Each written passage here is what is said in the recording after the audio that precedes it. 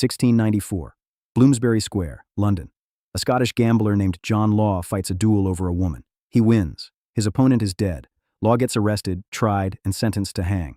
Then he escapes, flees the country, spends years as a fugitive, moving from city to city across Europe with a price on his head. By 1720, that same man is running the entire economy of France. He's printing money out of thin air. He's built Europe's first successful nationwide paper currency. For a few short years, he's the richest man on the continent. Then it all comes apart in under 5 months. The word millionaire didn't exist before this man. It exists because of what he did. Finance history, fact number 5. Born in Edinburgh, 1671. His father was a goldsmith and banker, so the family had money.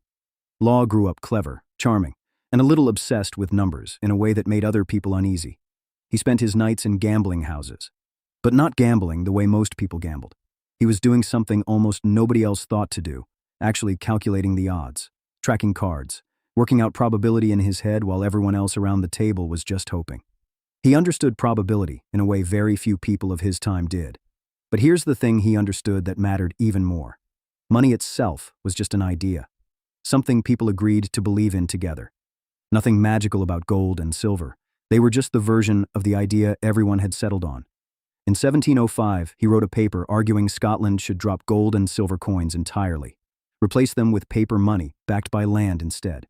Scotland's parliament looked at it and said no.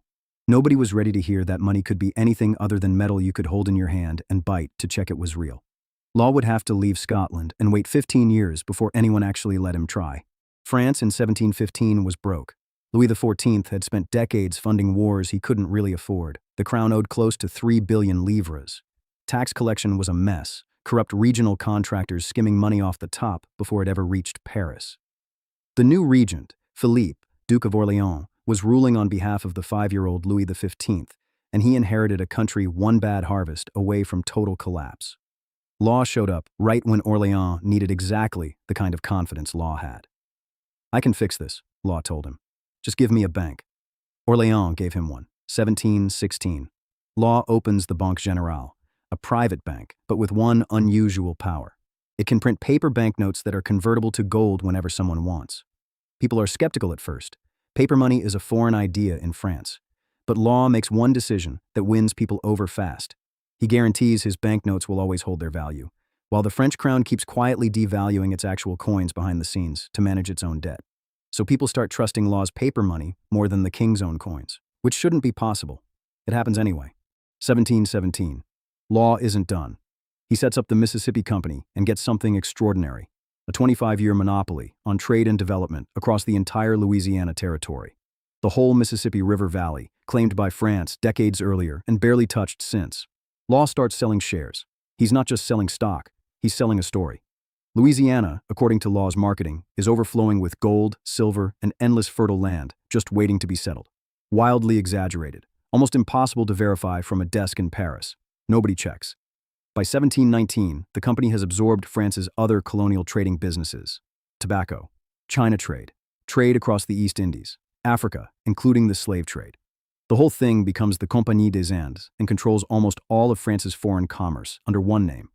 Then in October 1719, Law takes over collecting direct taxes across the entire country. Then the bank, then the colonial trade, then the taxes.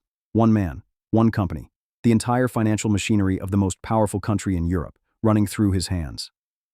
January 1720. Orleans makes it official. Controller General of Finances. John Law, fugitive, convicted killer, banned from his own home country, is now running the economy of France. The share prices went insane.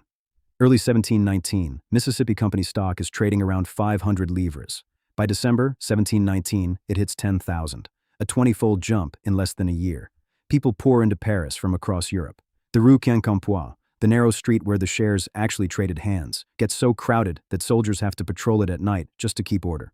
Servants start trading shares on their own account instead of running errands for their employers. An edict actually has to be passed banning servants from wearing silk and silver buttons because so many of them got rich overnight that nobody could tell servant from nobleman anymore. This is where the world first became obsessed with millionaires. There suddenly needed to be a word for this new class of people. So someone made one.